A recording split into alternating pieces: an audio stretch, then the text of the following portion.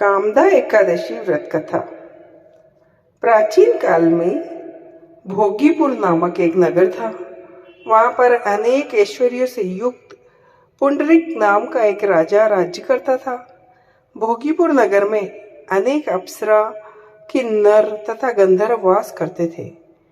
उनमें से एक जगह ललिता और ललित नाम के दो स्त्री पुरुष अत्यंत वैभवशाली घर में निवास करते थे।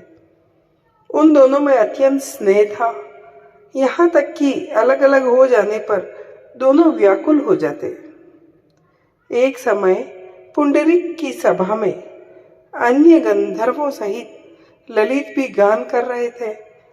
गाते गाते उसको अपनी प्रिय ललिता का ध्यान आ गया और उसका स्वर भंग होने के कारण गाने का स्वरूप बिगड़ गया। ललित के मन के भाव जानकर कारकोट नामक नाग ने पदभंग होने का कारण राजा से कह दिया। तब पुंडरीक ने क्रोधपूर्वक कहा कि तू मेरे सामने गाता हुआ अपनी स्त्री का स्मरण कर रहा है, अतः तू कच्चा मांस और मनुष्यों को खाने वाला राक्षस बनकर अपने किए कर्म का फल भोग। पुंडरीक के शाप से ललित उसी क्षण महाकाय विशाल राक्षस हो गया।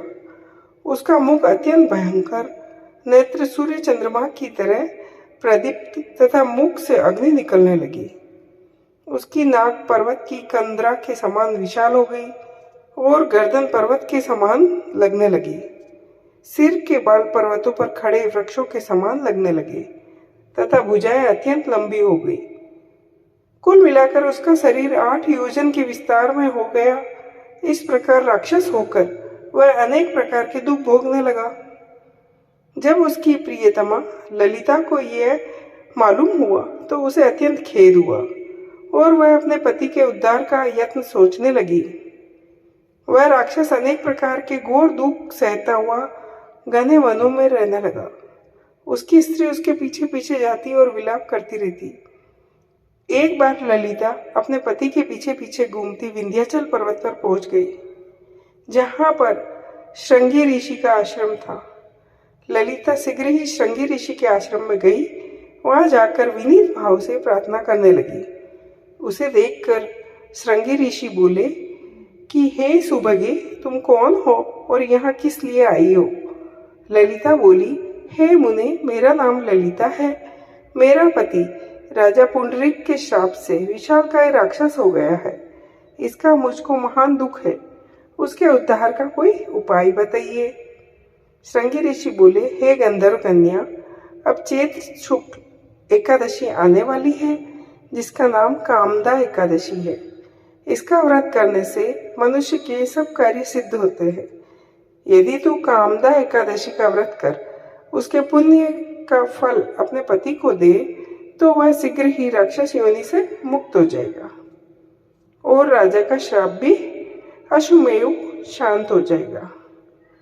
मुनि के ऐसे वचन सुनकर ललिता ने चैत्र शुक्ल एकादशी आने पर उसका व्रत किया और द्वादशी को ब्राह्मणों के सामने अपने व्रत का फल अपने पति को देती हुई भगवान से इस प्रकार प्रार्थना करने लगी, हे प्रभु, मैंने जो ये व्रत किया है इसका फल मेरे पति देव को प्राप्त हो जाए, जिससे वह राक्षस योनि से मुक्त हो जाए।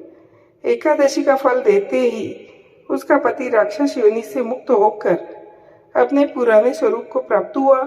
फिर अनेक सुंदर वस्त्र आभूषणों से युक्त होकर ललिता के साथ विहार करने लगा। उसके पश्चात वे दोनों विमान में बैठ के स्वर्ग लोक को चले गए। वशिष्ठ मुनि ने कहा, हे राजन, इस व्रत को विधि पूर्वक करने से समस्त पाप नाश हो जाते हैं तथा राक्षस आदि की योनि भी छूट जाती है। संसार में इसके बराबर कोई दूसरा व्रत नहीं। इसकी कथा पढ़ने या सुनने से वाजपेयी यज्ञ का फल प्राप्त होता है। जय हो।